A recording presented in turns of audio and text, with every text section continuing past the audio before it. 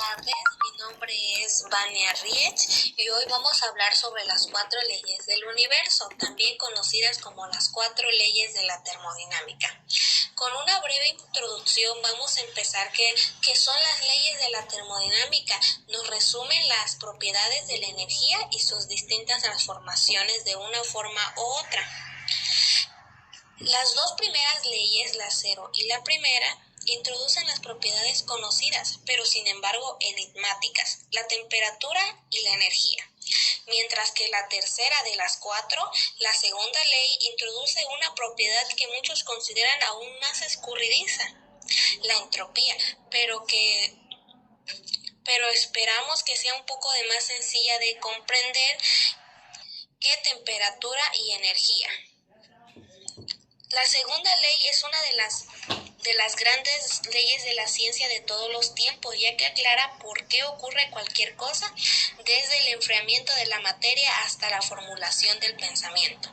La cuarta ley, la tercera ley, juega un papel más técnico, pero redondea la estructura del tema y permite a la vez frustrar sus aplicaciones, aunque la tercera ley establece una barrera que nos impide alcanzar la temperatura del cero absoluto. Recordemos que la termodinámica se desarrolló a partir de la observación de los cuerpos de gran tamaño, tan voluminosos como máquinas de vapor. Iniciando con la explicación de las leyes, iniciamos con la ley cero. La ley cero es la temperatura. Implica que existe una propiedad que nos permite predecir si dos sistemas estarán en equilibrio térmico o dependiente de su composición y de su tamaño. Llamamos temperatura a esta propiedad universal. La ley cero introduce el concepto de temperatura desde un punto de vista de las propiedades microscópicas. Como dato interesante, vamos a empezar de por qué se fueron nombrando así y porque algunas veces puede hacer confuso el nombre de estas leyes.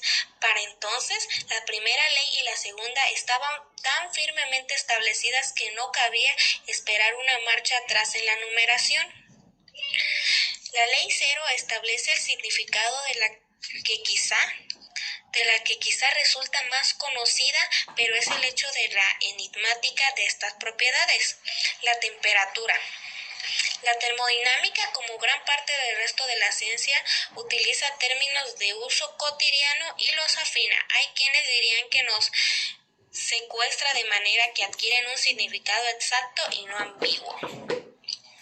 La ley cero implica que existe una propiedad que nos permite predecir si dos sistemas estarán en equilibrio térmico independiente de su composición y de su tamaño. Llamamos temperatura a esta propiedad universal. El termómetro, un instrumento para medir temperatura, se basa en la ley cero.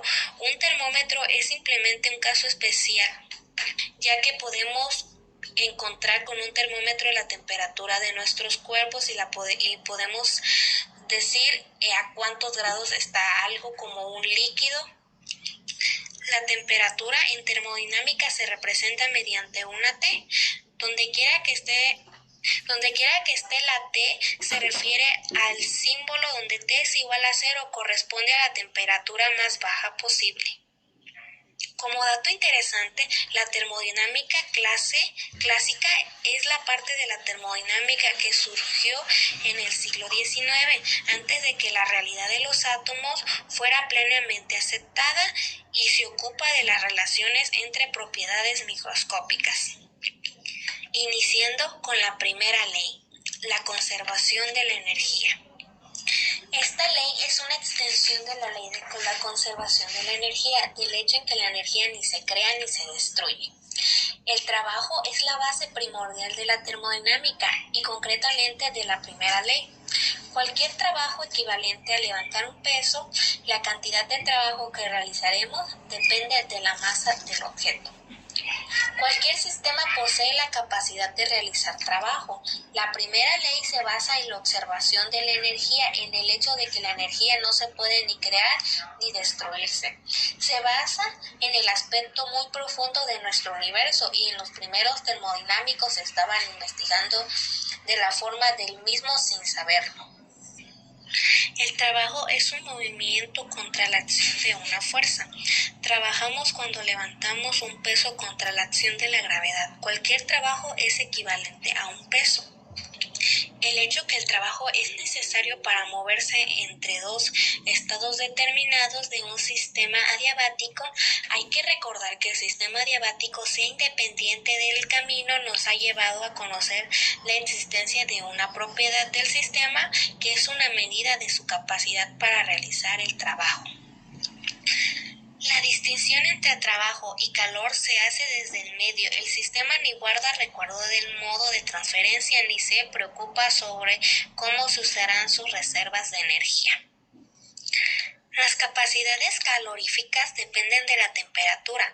Una observación experimental que jugará un papel importante en el próximo capítulo es el hecho de la capacidad calorífica de cualquier sustancia sea anula cuando la temperatura tiende al cero absoluto, T igual a cero, como lo mencioné al inicio del video. La tercera es el eslabón final de la confirmación de las definiciones de Boltzmann y Clausius. Se refiere a la misma propiedad y justifica así la interpretación de variaciones de entropía, calculadas mediante la termodinámica como variaciones del desorden del sistema, desorden entendido en el sentido de la interpretación algo sofisticado. Permite también utilizar los datos obtenidos mediante medidas térmicas como las capacidades caloríficas para predecir la composición del equilibrio de los sistemas reactivos. La tercera también algunas ampliaciones molestas, sobre todo para quienes buscan alcanzar temperaturas muy bajas. La entropía de todas las sustancias puras perfectamente cristalinas tienden a un mismo valor cuando la temperatura tiende a cero. Esto quiere decir que ni la evidencia experimental ni la tercera ley dicen nada sobre el valor absoluto de la entropía de una sustancia T igual a cero. Todo lo que amplía la ley es que todas las sustancias tienen la misma entropía para T igual a cero.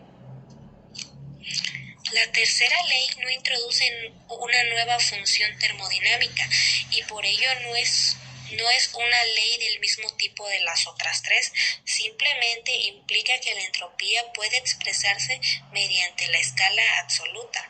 De hecho, no existe ninguna consecuencia de la tercera ley apremiantes del mundo cotidiano, pero sí tienen consecuencias serias para aquellos que habitan los laboratorios.